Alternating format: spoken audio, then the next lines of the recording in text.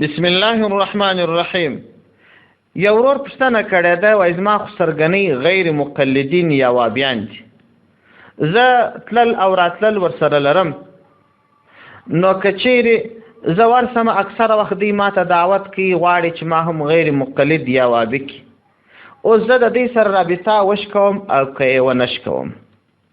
د دغه ورور د پوښتنې په جواب کې باید ووایم چې حالات دوه دي او یو ستا مسؤلیت دی.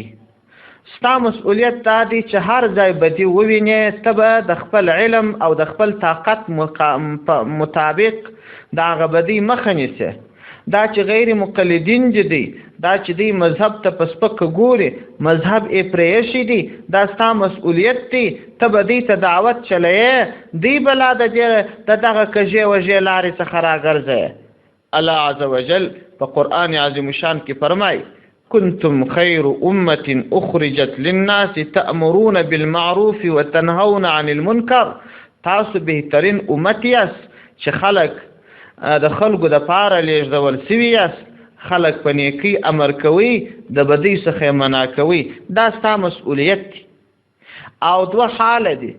لومړی حال دا که چیرې ستا دا په طاقت نه وه، دی در باندې زورور وه، ته پوهېدلې چې تا د دې سمې لارې څخه اړی، نو اړیکې ورسره قطع که. صحبت صالح رت صالح کند، صحبت طالح رت طالح کند، وا به دخلی برباد بدی کی. او دوهم حالت دا دی که چیرې ته ورباندې برلاسې وې او ته پوهېدلې چې زما خبرې اثر ورباندې کوي، نو بیا مجلسونه مه ورپرېږده، کوشش وکړه دوی ودې لارې ته راواړوه. السلام علیکم ورحمة الله وبرکاته.